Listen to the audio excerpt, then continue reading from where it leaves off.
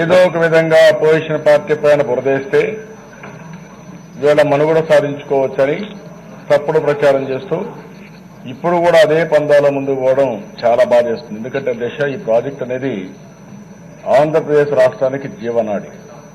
మీరు చాలా అకేషన్లు ఉంటాయి, మీరు అవన్నీ చెప్పుకోవడం తప్పలేదు.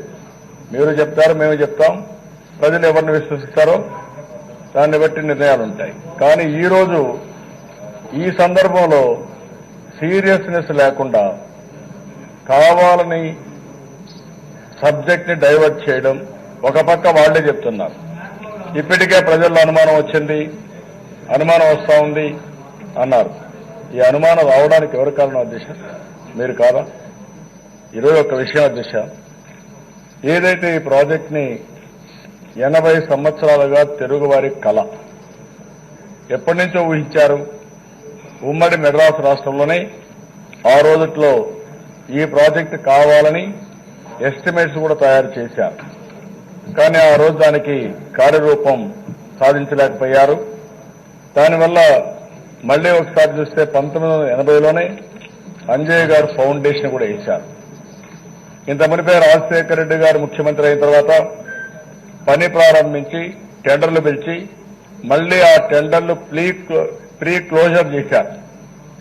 దానివల్ల ఆయన చనిపోయే రోజుకు కూడా ఆ టెండర్ పిలిచి మళ్లీ క్యాన్సిల్ చేశారు.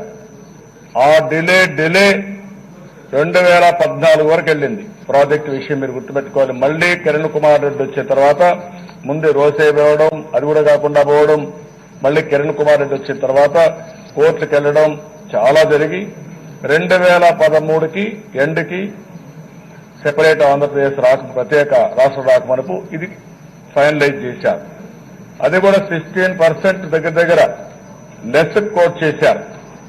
అంత పెద్ద ప్రాజెక్టులో 16% ఏదైతే లెస్ క్లోజ్ చేశారో అక్కడి నుంచి కూడా ఇది అవుతుందా లేదా అనే ఒక అనుమానంతో ప్రాజెక్టు నేను టెండర్లు పిలవాలా, మా గవర్నమెంట్ లో పిలిచింది కాంగ్రెస్ హయాంలోనే. ముందు రాజశేఖర రెడ్డి పిలిచారు, పిలిచిన తర్వాత బలవంతపు క్లోజర్ చేశారు. ఎందుకు చేశారో ఆయనకే తెలియాలి. చేసిన తర్వాత డిలే కోర్టులకు వెళ్లడం, పోటీ పడడం అన్నీ అయిన తర్వాత 2013 ఎండ్కి టెండర్లు ఇచ్చారు, అవార్డు ఇచ్చారు. అంతలోనే ప్రత్యేక రాష్ట్రం వచ్చింది. రాష్ట్రం వచ్చినప్పుడు ఇప్పుడు మంత్రి గారు చెప్పారు, అది వాస్తవం.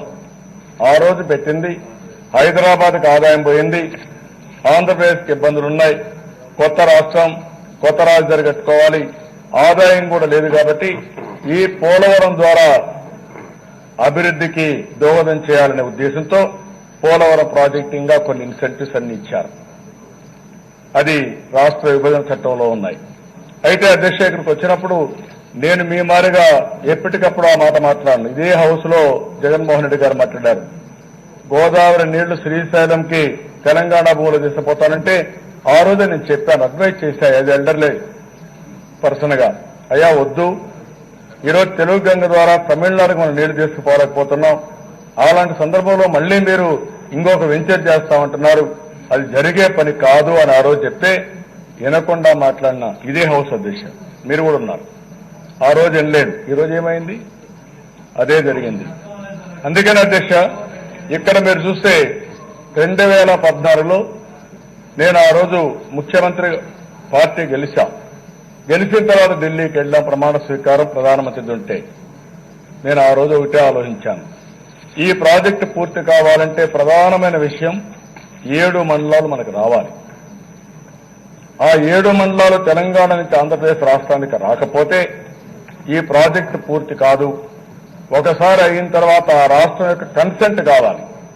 వాళ్ళు కన్సెంట్ ఇవ్వరు, కన్సెంట్ ఇవ్వకపోతే ప్రాజెక్టు పూర్తి కాదనే ఉద్దేశంతో నేను ప్రధానమంత్రికి అప్పుడు నేను కలవలేదు కానీ రాజ్నాథ్ సింగ్ ని, అదే మాదిరిగా వెంకయ్యనాయుడు గారిని, అరుణ్ జైట్లీని కలిసి నేను చాలా స్పష్టంగా చెప్పాను, ఈ ప్రాజెక్టు గాని పూర్తి కాకపోతే ఈ రాష్ట్ర విభజన చాలా సమస్యలు తీసుకొస్తుంది. కాబట్టి ఎట్టి పరిస్థితిలో కూడా నేను ప్రమాణ స్వీకారం కూడా చేయను, దయచేసి దీన్ని క్లియర్ చేయమన్నా. ఫస్ట్ టైం అధ్యక్ష, ఇట్ ఇస్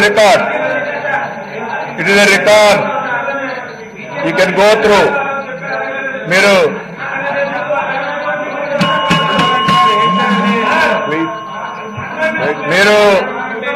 ఆ 7 మండలాలు ముంపు మండలాలు ఏవైతే తీసుకురాకపోయింటే ఈ రోజు ఈ ప్రాజెక్టు ముందుకు కూడా పోయే పరిస్థితి లేదు. సరళ అధ్యక్ష మామూలుగా తిడతారు, వాళ్ళ పనేదే పని. నేనేమీ బాధపడడంలా, ఎందుకంటే తిట్టించుకోవడానికి మేము వచ్చాం. ఏం మాట్లాడతారో విద్యత కూడా లేకుండా మాట్లాడే పరిస్థితి వస్తున్నారు. అయినా పర్వాలేదు.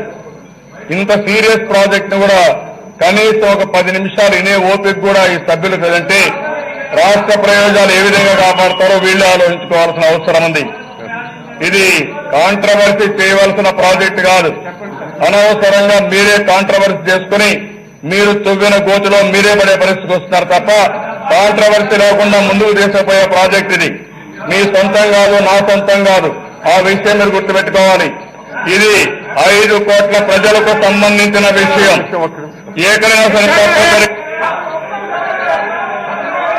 ఎవరు సార్ అధ్యక్ష కాంట్రవర్సీ చేస్తుంది? ఎవరు? 41 మీటర్లకి ఆపేస్తున్నారు అని చెప్పింది ఎవరు అధ్యక్ష? ప్రజల్లో అపోహలు కల్పించింది ఎవరు? వీళ్ళు కాదా? వీళ్ళ మాజీ మంత్రి కాదా? ఇదే చంద్రబాబు నాయుడు గారు మాట్లాడలేదా? ఈ రోజు అదే పేపర్ వాళ్ళు నిన్న టీపీ ఏం చెప్పింది? ఒక అంగుళం కూడా తగ్గించేది లేదు. 45.72 మీటర్స్ కట్టి తీర్తాం, నిలువు కూడా పూర్తిగా పెడతామని చెప్పలేదు అధ్యక్ష. ఎవరు అధ్యక్ష కాంట్రవర్సీ చేసింది? ఎవరు ప్రజలు అపోహలు కల్పించింది? వీళ్ళు కాదా? వీళ్ళు కాదా వెళ్తున్నారు అధ్యక్ష. ఈ రోజు ఈ సభలో వచ్చి తప్పుగా పట్టించే పనులు మీరు కాంట్రవర్సీ చేస్తున్నారు, మీరు కాంట్రవర్సీ చేస్తున్నారని చెప్తున్నారు అధ్యక్ష. వీళ్ళ అధ్యక్ష ప్రజల్లో ఒక అపోహని కల్పించి ఒక పత్రికల ద్వారా కల్పించేది 41 మీటర్లే కడుతున్నారు, అంతేగా కట్టట్లేదు అని చెప్పింది ఎవరు అధ్యక్ష? వీళ్ళు కాదా అడుగుతా ఉన్నా. అలా మాట్లాడతారు అధ్యక్ష. కాంట్రవర్సీ కానీ అపోహలు కల్పించింది వీళ్ళు అధ్యక్ష. ఎందుకంటే ఎలాగో వీళ్ళు కట్టేస్తున్నారు, డ్యామ్ కట్టేస్తున్నారే, ఇది చేస్తున్నారే, ప్రజల్లో ఏదైనా భయాందోళన కలిగించాలి. వీళ్ళు ఎప్పుడు ఇదే అధ్యక్ష. ఎవరు అధ్యక్ష మాట్లాడేటప్పుడు అధ్యక్ష? ఎస్, మేము ఇప్పుడు ఓపిక పెట్టాం, మాట్లాడుతున్నాం. కానీ ఆయన ఒక్కడికే జీవనాడి, ఆయన ఒక్కడే ఏదో పోలవరం కోసం ఆయన 9 సంవత్సరాలు ముఖ్యమంత్రిగా ఉన్నప్పుడు 9 సంవత్సరాలు ముఖ్యమంత్రిగా ఉన్నప్పుడు ఏం మాట్లాడారు? బీజేపీ స్పష్టంగా చెప్తున్నారు అధ్యక్ష. ముంపు మండలాలు అసలు అడగలేదండి. ఒక్క నిమిషం ఆయన ఎల్ఓపి గారు మాట్లాడుతున్నారు. Let him complete. Don't create any hurdles. Let him complete. మాట్లాడుతున్నారు.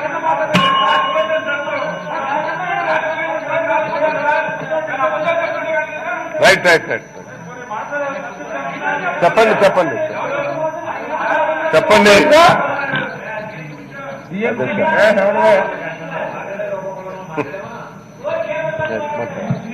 మీరు right. Nani please. Nani please. Minister అధ్యక్ష, ఈరోజు ఈ ప్రాజెక్టు విషయాలు అధ్యక్ష, ఆ రోజు కేంద్రం మామూలుగా ఫస్ట్ కేబినెట్ ఎప్పుడైనా గవర్నమెంట్ ఫామ్ అయినప్పుడు మెంబర్స్ స్వేరింగ్ కి సమనింగ్ పార్లమెంట్ సమన్ చేసిన తర్వాత మెంబర్స్ అందరూ కూడా స్వేరింగ్ చేసిన తర్వాత కేబినెట్ ముందయిన తర్వాత ఆ ఫార్మాలిటీస్ అయి రెగ్యులర్ బిజినెస్ కి వస్తారు. కానీ చరిత్రలో ఫస్ట్ టైం ఈ ప్రాజెక్టు విషయంలో ప్రాధాన్యత ఇచ్చి 7 మండలాలు ఆంధ్రప్రదేశ్కి ఇచ్చి ఆర్డినెన్స్ పాస్ చేసి, అది కూడా ప్రెసిడెంట్ ఆఫ్ ఇండియా ఒప్పుకుంటారో లేదని ప్రణబ్ ముఖర్జీ గారుంటే ఆయన ముందుగానే సౌండ్ చేసి ఈ సెన్సిటివ్నెస్ ఉంది కాబట్టి మీరు కూడా కన్విన్స్ కండి, కాబట్టి మళ్ళీ ఇవ్వలేము, సమస్య వస్తుందంటే ఆయన కూడా ఒప్పుకొని అప్పుడు 7 మండలాలపైన ఆర్డినెన్స్ సంతకం చేసిన తర్వాత పార్లమెంట్ సమావేశం చేశారు అధ్యక్ష.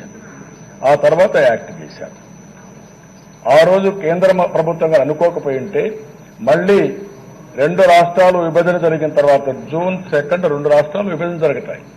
మళ్లీ ఏమాత్రం జరగాలన్నా తెలంగాణ గవర్నమెంట్ ఒప్పుకోవాలి, వాళ్ళ అసెంబ్లీ పాస్ చేయాలి, మన అసెంబ్లీ పాస్ చేయాలి, అప్పుడే జరిగేది. అలాంటి ఫస్ట్ స్టెప్ ఏదైతే ప్రాబ్లం వచ్చిందో దాన్ని మనం క్రాస్ చేసుకోగలిగాం. అక్కడి నుంచి అధ్యక్ష మీరు ఒకసారి చూస్తే నేను ప్రధానమంత్రి గారికి చెప్పినప్పుడు ఈ విషయాలన్నీ మాట్లాడుతూ ఈ విషయాన్ని ఎప్పటికప్పుడు చెప్తూ నేను ఒకసారి మెమరాండం ఇస్తే ఆయన నీతి ఆయోగ్కి ఒక లెటర్ రాశారు, ఎగ్జామిన్ చేయండి ఏవేవి పాసిబిలిటీనో చేద్దామని చెప్పి రాస్తే నీతి ఆయోగ్ ఒక రికమెండ్ చేశారు. ఆ రోజు ఉండే నీతి ఆయోగ్ వైస్ చైర్మన్ ఇవన్నీ చూసిన తర్వాత ఇప్పటికే 16 ప్రాజెక్టులు నేషనల్ ప్రాజెక్ట్స్ ఉన్నాయి. 16 ప్రాజెక్టులు ఏవి కూడా ప్రగతిలో లేవు, చాలా స్లోగా జరుగుతున్నాయి. కాబట్టి ఇది కూడా మార్గైతే చాలా నష్టం వస్తుంది. కాబట్టి ఈ ప్రాజెక్టుని ఆ రాష్ట్ర ప్రభుత్వానికి అప్పచెప్తే వాళ్ళ ప్రాజెక్టు కాబట్టి వాళ్ళు ఇంట్రెస్ట్ తీసుకొని పూర్తి చేస్తారని ఆయన రికమెండ్ చేసిన దానిపైన కేబినెట్కి వచ్చి ఆ ప్రాజెక్టు మనకిచ్చారు.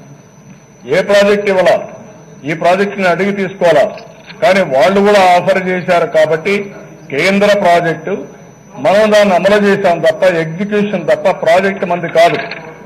అందుకే ఎప్పటికప్పుడు కేంద్ర ప్రభుత్వంతో సన్నిహిత సంబంధాలు పెట్టుకుని ఈ ప్రాజెక్టు విషయంలో ఎక్కడా రాజీ పడకుండా కేంద్ర మంత్రి గారిని ఎప్పటికప్పుడు కోఆర్డినేట్ చేసుకుంటూ చేస్తూ వచ్చాం. అంతే తప్ప ఎప్పుడు కూడా నేనేదో వ్యక్తిగతంగా కావాలని, ఎందుకంటే అధ్యక్ష ప్రాజెక్టు కోట్ చేసిందే 16% లెస్. అప్పటికే అబ్నార్మల్ డిలే అయింది. ఎందుకు డిలే అయిందని అడిగారు. 1.5 year మీరు ఇచ్చేశారన్నారు. అక్కడ ల్యాండ్ అయితే ఆ రోజు రాజశేఖర రెడ్డి గారు ఇచ్చిన దిశ 1,50,000 2 లక్షల రూపాయలు ల్యాండ్ అక్విజిషన్కి ఇచ్చారు.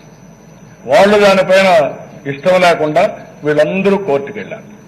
కోర్టుకు వెళ్తే ఎవరైతే ప్రాజెక్టు దగ్గర ఉండే వాళ్ళందరూ కోర్టుకు వెళ్లారు.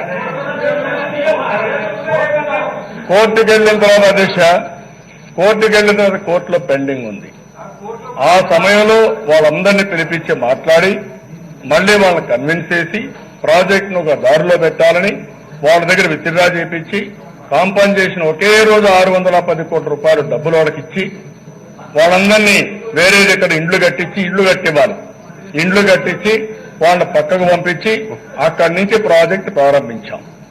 ఈ వాస్తవాలు తెలుసుకోకుండా ఏదో మాట్లాడాలని మాట్లాడడం, ఎక్కడున్నా ఎక్కడ పోయి చూడండి, మీరు ఊరికి అనవసరంగా మాట్లాడితే ఎట్లా? ఏం కట్టలేదు మీరు ఎట్లా సార్? అధ్యక్ష ఇవన్నీ కరెక్ట్, మళ్ళా చెప్పండి, మీరు సమాధానం చెప్పండి, నన్ను అయిపోయానండి. మేము అడిగేది అధ్యక్ష, ఆయన చెప్పాడు 16% లెస్ అయిపోయింది, 16% లెస్ అయింది, ఇప్పటికే చాలా కాలాతీతమైంది, ఈ ప్రాజెక్ట్ కట్టాలి, సో ఆ విధంగా మేము 16లో ఒప్పుకున్నాం, కేబినెట్ కి వెళ్ళాం అని చెప్పారు అధ్యక్ష. ఎస్ ఆర్దాగ్ ఓకే అధ్యక్ష. మేము అడిగేది ఒకటే అధ్యక్ష, ఇప్పుడు ఆయనే చెప్తా ఉన్నాడు 16% లెస్ అయిపోయింది, ఈ దాంట్లో కట్టలేము, చాలా ల్యాండ్ పెరిగిపోతోంది, R&R పెరిగిపోతోంది, అంత పెరిగిపోతామని దూరదృష్టిలో ఉన్న ఆ మహనీయుడు 2017 కేబినెట్ లో 2010-11 సంబంధించిన 16,000 కోట్ల రూపాయల క్యాపింగ్ కి 13-14 రేట్స్ కి లోపలే మేము ఒప్పుకుంటాము, అంతకన్నా ఎక్కువైతే మాకు ఇవ్వాల్సిన అవసరం లేదని ఎందుకు ఒప్పుకున్నాడు అని అడుగుతున్నాం అధ్యక్ష. That is the reason. ఈ రోజు ఇంత తేడా అనామలీ ఎందుకు వచ్చింది అంటే అధ్యక్ష, ఆ ఫ్రీజింగ్ అధ్యక్ష, ఆ ఫ్రీజ్ ఒప్పుకున్నాడు, దానికి సమాధానం చెప్పానండి. ఈ రోజు ఆయన చెప్పాడు, రాజశేఖర రెడ్డి గారు 10లో పిలిచారు, తర్వాత కాలాతీతంగా ఆల్మోస్ట్ 7 years. ఈ 7 years లో రేట్లు మారుతాయి, అన్ని రకాలుగా రేట్లు మారుతాయి, ల్యాండ్ పెరిగిపోయింటది, R&R జనాలు PDFs పెరిగిపోంటాయి. కనీసం ఈ 2.5 సంవత్సరంలో ఆయన 14 నుంచి 2.5 దాకా ఎన్ని వేల ఎకరాలు కావాలి, ఎన్ని వేల కుటుంబాలు ఉన్నాయి అని ఎందుకు ఎన్యూమరేషన్ చేసుకోకుండా ఆయన వెళ్ళాడు? ఆయనతో చెప్పనండి, చెప్పబ్బా, యారు చెప్పు, చెప్పనండి ప్లీజ్ లెట్ హిమ్ కంప్లీట్. వాళ్ళకి ఏదైనా రాసుకోమనండి సార్, తర్వాత ఆయన ప్రసంగంలో మాట చెప్పారు ఏం సార్ అది? మీరు కూడా మినిస్టర్కి అంటున్నారా, ఈయనకి అంటున్నారు? ప్లీజ్ ప్లీజ్ ప్లీజ్ అక్కడ కూర్చున్నప్పుడు ఏం చేశారు?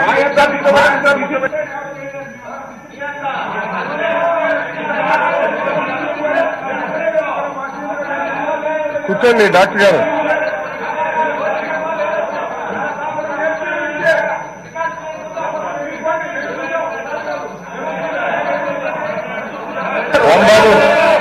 రాంబాబు గారు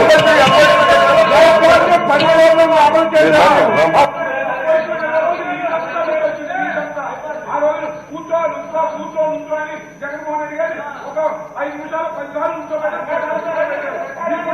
ఇప్పుడు రాంబాబు గారు కూర్చోండి ప్లీజ్. మీరు మాట్లాడండి సార్. సస్పెండ్ చేయండి సార్. ఏంటి మధుసూదన్ సస్పెండ్ చేయాలంటే ఈయన సస్పెండ్ చేయాలి, ఆయన సస్పెండ్ చేయాలి. కూర్చోండి సస్పెండ్ చేయాలంటే రాంబాబు కూర్చోండి. సార్ చెప్పండి సార్. అప్పు సార్ మీరు నేర్పిన విషయాలు డెమోక్రాటిక్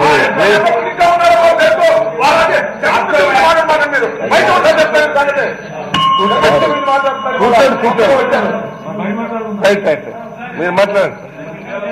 అధ్యక్ష మరోసారి మాట్లాడుతున్న డెమోక్రసీ గురించి మొత్తం చెప్తా. మాట్లాడండి సార్. చెప్పండి సార్. నేను అన్ని విషయాలు చెప్తాను అధ్యక్ష. నాకు తెలిసినంత వరకు అన్ని విషయాలు చెప్తా. ఇంకా ఏదైనా ఉంటే కూడా కరెక్ట్ చేసుకొని చెప్తా. నేను టైం అవుతుంది, మాట్లాడండి.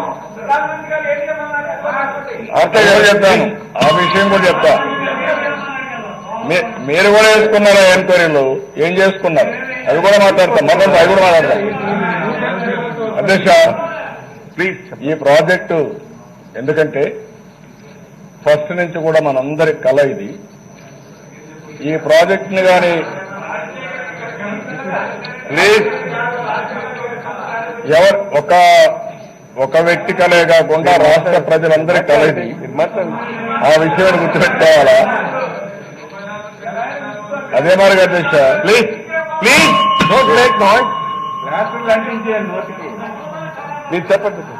ఇప్పుడు ఈ ప్రాజెక్టు విషయంలో అధ్యక్ష కేంద్రంతో పదే పదే నీకు కలిసినప్పుడు కానీ అదే మాదిరిగా సక్సెసివ్ మినిస్టర్స్ తో ఎవరైతే ఉన్నారో ఆ రోజు అధికారంలో వాళ్ళతో కూడా ఎప్పటికప్పుడు మాట్లాడుతూ ప్రాజెక్ట్ ఎక్కడ కూడా ఇబ్బంది లేకుండా చేయడం కోసం అన్ని విధాల ప్రయత్నం చేసి ఈ ప్రాజెక్టుల దిశ కొన్ని క్రూషియల్ గా ఉండే విషయాల్లో ఆ రోజు మనం చూస్తే కొంత ఫారిన్ మెషినరీ రావడం, వాళ్ళల్లో కూడా కొన్ని సమస్యలు వస్తాయి.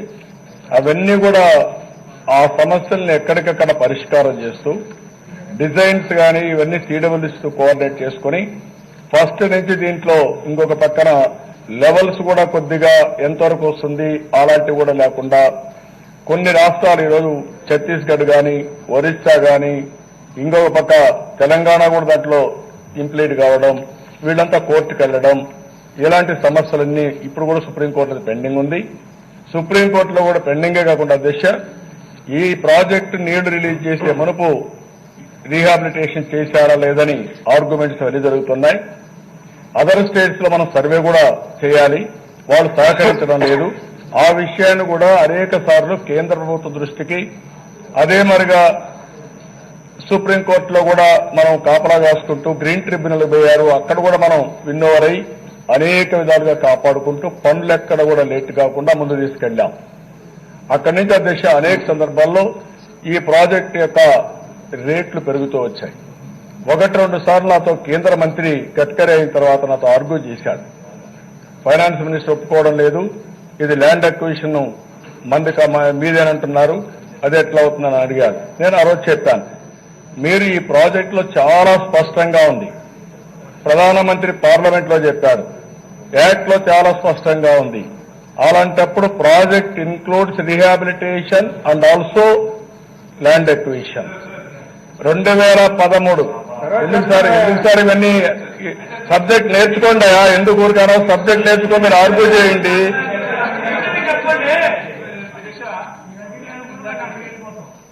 2014 యాక్ట్ ప్రకారం మనకు కట్టాలి, 100% కట్టాలి, 190% ప్రకారం రీహాబ్ అంతా వాళ్ళే చేయాలా, నేషనల్ ప్రాజెక్ట్ అంతా బాగానే ఉంది అధ్యక్ష. అది కాదు అధ్యక్ష నేను అడిగింది.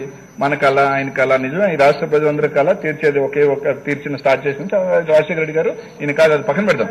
నేను అడిగేది ఒకటే, డబ్బాన్నకి ఇబ్బంది తెలుసుకున్నాను కానీ నేను ఒకటే క్లియర్గా అడిగా అధ్యక్ష, నువ్వు 2017 క్యాబినెట్ లోకి వెళ్లేటప్పుడు నీకు 2.5 సంవత్సరం టైం ఉండింది, 2 సంవత్సరాల 9 నెలలు టైం ఉన్నప్పుడు ఏ విధంగా ఆ క్యాబినెట్ లో నీకు సంబంధించిన మీ పార్టీకి సంబంధించిన 2 మంత్రులు ఏ విధంగా 2010-11 ఏదైతే ల్యాండ్ ని ఆ రోజు ఎంతైతే ఎక్వైర్ చేశారో ఎంతైతే మొత్తానికి సంబంధించి దానికి మేము కమిట్ అవుతాము అని ఏ విధంగా మీరు ఒప్పుకున్నారు?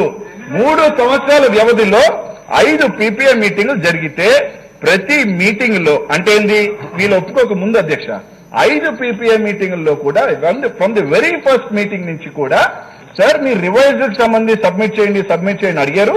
అండ్ 5th PPA మీటింగ్ లో అయితే స్పష్టంగా సార్ దీంట్లో ల్యాండ్ ఎక్కువ ఉంది, ఎస్కలేషన్స్ ఎక్కువ ఉన్నాయి, అన్ని తేడా ఉన్నాయి. సో హ్యావ్ టు చెప్పిన తర్వాత ఇంత తేడా మీకు ముందే తెలిసిన తర్వాత మీరు 2017 క్యాబినెట్ లోకి ఈ అన్ని పరిగణనలో తీసుకోకుండా స్కోప్ పెరిగినా, ఎస్కలేషన్ పెరిగి తేడా వచ్చినా, ఏం పెరిగినా కూడా మాకు సంబంధం లేదు, స్టేటే కట్టుకుంటాము అని మీరు ఏ విధంగా 2010, 11, 16,000 కోట్లకు సంబంధించి ఎందుకు ఒప్పుకున్నారు? ఆ రోజే మీరు క్యాబినెట్ లోకి వెళ్ళక ముందు సార్ దాదాపు ఆ ప్రకారంకి పీడిఎఫ్ కిను ఇప్పుడు రివైజ్ పీడిఎఫ్ కిను దాదాపు చాలా వ్యత్యాసం ఉంది. ఆ రోజు ల్యాండ్ కిను ఈ రోజుకి ల్యాండ్ కి తేడా ఉంది. ఇన్ని వేల ఇల్లులు, ఇన్ని వేల ల్యాండ్ తేడా వచ్చిన తర్వాత 2013, 2014 యాక్ట్ ప్రకారం అయితే చాలా వేల కోట్ల తేడా వస్తుంది. అది పెద్ద అవసరం లేదు. మీరు నిజంగా కానీ చిత్తశుద్ధితో చేస్తున్న ఉంటే 2-3 నెలల లోపల ఎన్యూమరేషన్ చేస్తున్నా కూడా it is simple as 2-3 months లో అయిపోయింది. అయిపోయిన తర్వాత ఈ విధంగా ఈ కాస్ట్ ఇంత అవుతుంది ప్రాజెక్ట్ కి రఫ్లీ అని మీరు కేబినెట్ లోకి పోయి ఉంటే బాగుండేది. అది మరిచి అది చెప్పకుండా 2013లో 14లో ఇది యాక్ట్, ఈ యాక్ట్ అని తెలిసి 17 దీంట్లోపలికి దానికి ఎందుకు ఒప్పుకున్నాను అడుగుతున్నా. మీరు చూస్తే అధ్యక్ష 2019 దాకా ఇందాక మా ఫైనాన్స్ మినిస్టర్ గారు చెప్పినట్టు అనేకం sir every time department of expenditure from the right వాళ్ళు ఒకటే చెప్పారు అధ్యక్ష, పైన 5.7 and 5.9 para so and so cabinet netted, దీనికి సంబంధించి మీరు ఎస్టిమేట్స్ ఇవ్వండి, దీనికే మీరు కమిట్ అవ్వండి అని చెప్పి అనేక సార్లు రాశారు. అసలు ఎందుకు వచ్చింది? మీరు దాన్ని ఒప్పుకోపోవటం వల్ల కదా. కనీసం మీరు అన్నారు అక్కడ కొంత ల్యాండ్ ప్రాబ్లం ఉండింది, అది ఓకే, అదేంటి ఎగ్జిక్యూషన్ ప్రాబ్లం ఉండింది కానీ ఎన్యూమరేషన్ ప్రాబ్లం లేదు కదా. 2.5 years good have done enumeration కదా. ఎన్ని వేల కుటుంబాలు 45.72కి వస్తుంది అన్నది మీరే చెప్పారు. నేను రాగానే 7 ముంపు మండలాలు తీసుకొచ్చాను మహాబహా అని చెప్పుకున్న మీరు చెప్పుకుంటున్న ఇప్పుడు కనీసం 2.5 సంవత్సరాల దాకా ఎన్ని పీడిఎఫ్స్ అధ్యక్ష, just want to quote this 2010 and 11 PDFs ఎంతమందో తెలుసా అధ్యక్ష? రఫ్లీ 40,000. within 2017 what are the PDFs? It has gone to 1,05,000. అంటే దాదాపు 65,000 PDFs పెరిగినాయి అధ్యక్ష. అంటే 65,000 PDFs వ్యత్యాసాన్ని 2 సంవత్సరాల 9 నెలల పాటు ఓకే మీరు ఆడ కోర్టులో ఉంది అది పక్కన పెడదాం, బట్ ఎన్యూమరేషన్ ఎందుకు చేయలేకపోయారు? అండ్ ప్లస్ మీరు పీపీఆర్ మీటింగ్ లో అప్పుడున్న అధికారులు స్పష్టంగా చెప్పారు there is going to be a difference. And ఎలాగో కాస్ట్ ఎస్కలేషన్ ఉంటుంది. కాస్ట్ ఎస్కలేషన్ ప్రాజెక్ట్ పెరిగే కొంది పెరుగుతూ పోతుంటుంది. దానికి సంబంధించి కూడా మాకేమొద్దు, మేమేం తీసుకోం అని ఎలా చెప్పారు అధ్యక్ష? దానికి అడుగుతున్నాం, దానికి ఎందుకు ఒప్పుకున్నారు? దానికి సమాధానం చెప్పండి. ఎంత route cost the whole scenario the centre point is 2017 cabinet. అది దానికి చెప్పండి. మేము చెప్పేది అది 14 నేషనల్ 14 అయినప్పుడు మీరెందుకు దానికి క్యాపింగ్ ఎందుకు పెట్టాలని అడుగుతున్నా. 13, 14 వరకే ఎందుకు చెప్పాలా? మేము ఓన్లీ కడతాం స్వామి, ఎన్ని ఇల్లులుంటే ఎంత ల్యాండ్ ఉంటే దానికి డబ్బులు ఇవ్వండి మేము కట్టేంత వరకు అని చెప్పేసి ఉంటే ఈ సమస్య లేదు కదా. Why did you cap? దానికి చెప్పకుండా ఇది కల అధ్యక్ష, ఇది కల సార్, అది కల సార్, ఇది ఇవన్నీ ఎందుకు sir? Straight question time, straight and question. 2017 cabinet లో why did you cap to 2010, 11, 16,000 crores yet 2013, 14 rate ఎందుకు ఒప్పుకున్నావు? ఈ రోజు మూల సమస్య అధ్యక్ష చాలా మందికి తెలియాల్సింది అధ్యక్ష. 45,000 houses gone to 1,05,000 houses and the land acquisition 96,000 acres to 1,65,000 acres. ఈ 70,000 acres గానీ ఈ 60,000 ఇళ్లకు సంబంధించి గానీ కనీసం నువ్వు ఎందుకు ఎన్యూమరేట్ చేయలేకపోయావు? ఇదిగోండి అధ్యక్ష పీపీఆర్ దిస్ ఇస్ నాట్ నాకు చెప్పారు. మేమేమి దాన్ని ఏది ఇక్కడ ఉన్నదంతా కూడా ఇట్స్ ఆన్ రికార్డ్ అధ్యక్ష, ఇట్స్ ఆన్ రికార్డ్. వాళ్ళు ఉన్నప్పుడు పీపీఏ మీటింగ్ లో కానీ చదువుకోమండి, కాబట్టి మీరు ఎవరో పంపిస్తాను. Every meeting they've gone and asked ఏమని సబ్మిట్ చేయండి అని చేయలే. ఇది పక్కన పెడదాం. After the cabinet decision on every occasion they have said be limited to 2017. You come up with estimate rates accordingly అని రాలా. ఇవన్నీ కూడా ఇట్స్ ఆన్ రికార్డ్ అధ్యక్ష. ఇది నేను ఇంకొకరు రాసేది కాదు. ఈరోజు అడుగుతున్నా ఎందుకు మీరు ఆ విధంగా ఎలా వెళ్ళారు? 14 సంవత్సరాలుగా ముఖ్యమంత్రిగా ఉన్న మీరు అనుభవం ఉన్న మీరు 40 సంవత్సరాలు నాకన్నా ఈ భారతదేశంలో అనుభవం లేని నాయకుడు లేనన్న మీరు ఈ విధంగా దాదాపు 60,000 కుటుంబాలు 60,000 ఎకరాలు ఏ విధంగా మీరు ఇది చేయాలని చూశారు అధ్యక్ష? He has to answer for that. అది దానికి చెప్పింది సార్. ఈ సోదంతా వద్దు అధ్యక్ష. డైరెక్ట్లీ ఎందుకు వై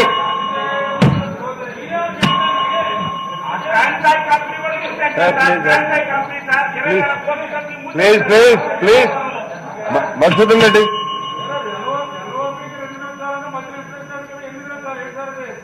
మాట్లాడు. ఎంత టైం మాట్లాడినా 15/3/2017 మీటింగ్ కు 2 మంత్రులు ఉన్నారు, ఏం చేశారు అనేది మాట్లాడుతున్నారు అధ్యక్ష. ఏంటి అధ్యక్ష రెజల్యూషన్? కనీసం రాష్ట్ర ప్రజలు ఆలోచించాలి, మీడియా ఆలోచించాలి, వీళ్ళు ఆలోచించుకోవాలి. నేను చదివినిపిస్తాను అధ్యక్ష. పోలవరం ప్రాజెక్టులో ఇరిగేషన్ కాంపోనెంట్ లో మిగిలిన వ్యయం 100% 1/4/2013 నుంచి మొత్తం ఇరిగేషన్ కాంపోనెంట్ కేంద్ర ప్రభుత్వం అందిస్తుంది. భారత ప్రభుత్వం తరపున ఆంధ్రప్రదేశ్ ప్రభుత్వమే దీన్ని ఎగ్జిక్యూట్ చేస్తుంది. దీనితో పాటు మొత్తం సమన్వయం, నాణ్యత నియంత్రణ, డిజైన్ అంశాలు, పర్యవేక్షణ, అనుమతులకు సంబంధించిన అంశాలను కేంద్ర జల వనరుల, నదుల అభివృద్ధి, గంగా ప్రక్షాళన మంత్రిత్వ శాఖకు చెందిన పోలవరం ప్రాజెక్టు అథారిటీ పరిశీలిస్తుంది. కేంద్ర ఆర్థిక శాఖ వ్యయ పద్దుల విభాగంతో సంప్రదించి 1/4/2014 నాటికి ఇరిగేషన్ కాంపోనెంట్ వ్యయాన్ని పోలవరం ప్రాజెక్టు అథారిటీ అంచనా వేస్తుంది. మళ్ళా రిపీట్ చేస్తున్నాను. వార్తావాణి న్యూస్ ఛానల్ ఎప్పటికప్పుడు రాజకీయ, సినీ విశేషాలు, స్పోర్ట్స్ మరియు సాంకేతిక పరమైన మరెన్నో విషయాలను మన ముందుకు తెస్తుంది. మరింత సమాచారం కొరకు వార్తావాణి న్యూస్ ఛానల్ ని సబ్స్క్రైబ్ చేయండి.